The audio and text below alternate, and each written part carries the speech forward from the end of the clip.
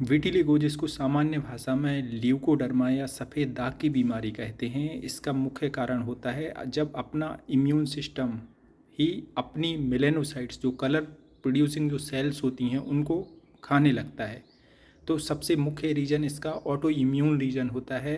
फिर कई सारी ऑटो इम्यून डिसीज़ में, जैसे कि thyroid disease, diabetes type first और एडिसन्स डिसीज़, इसमें जिसमें कि ऑटो इम्यून सिस्टम पहले से इन्वॉल्व होता है, उन डिसीज़ में भी विटिलिगो होने के चांस होते हैं। तीसरा कारण विटिलिगो का होता है इन्वायरमेंटल फैक्टर।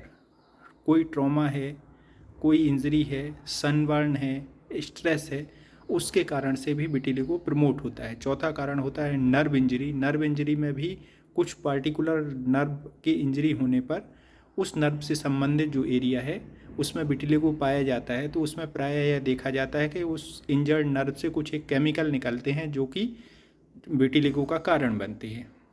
देन इसके बाद आता है ओवर स्ट्रेस। देन इसके बाद कारण आता है जेनेटिक्स, मतलब परिवार में अगर है तो वो भी ड्यू टू उनके जीन्स, ससेप्टेबल जीन्स होते हैं, और वो उस इन्वायरमेंटल फैक्टर या उस लाइफ स्टाइल में फिर से अगेन उनके होने की संभावना उसमें ज़्यादा रहती है। तो ड्यू टू जेनेटिक हिस्ट्री भी ऐसा पाया जाता है। फिर इसके बाद है अननोन रीजन इसका होता है। लेकिन आयुर्वेद में इसका जो कारण है वो बताया गया है कि जो कृतज्ञ भाव है, पाप क्रिया और पूर्वकृत च कर्म हेतु किलासस्य विरोधी नाम च अन्नम, मतलब इनकॉम्पेटेबल डाइट। तो इनकॉम्पेटेबल डाइट से भी इसका गहरा संबंध होता है। बेसिकली यह है त्रिदोष के द्वारा होने वाली बीमारी होती है।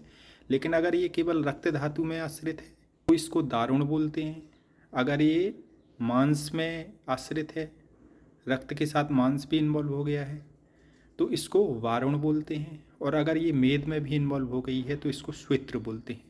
फिर इसके बाद आते हैं इसकी साध्यता असाध्यता पर। तो हमेशा कुछ जो श्वेत्र हैं वो असाध्य होते हैं, जैसे कि जो बॉडी के सेंटर एरिया में होने वाला जो श्वेत्र होता है वो कृच्छ साध्य होता है, मुश्किल है उसका ठीक होना। पेरीफेरी में अगर श्वेत्र है तो वो साध्य होता है। फिर अशुक्ल वर्ण, मतलब जिसका कलर अभी पूरे तरीके से सफ़ेद नहीं हुआ है, थोड़ा सा हाइपो पिगमेंटेशन हो रहा है, तो वो साध्य है, तो अशुक्ल वर्णम।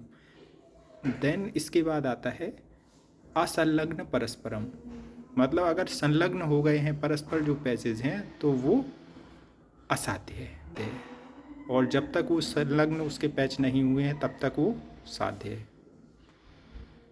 फिर इसके बाद जो पाणिपादतल और जो गुह्य प्रदेश में होने वाला जो श्वेत्र है, जो कि अचिर है यानी अभी नवीन ही है, वो भी और असाध्य माना गया है, उसकी चिकित्सा नहीं करनी चाहिए।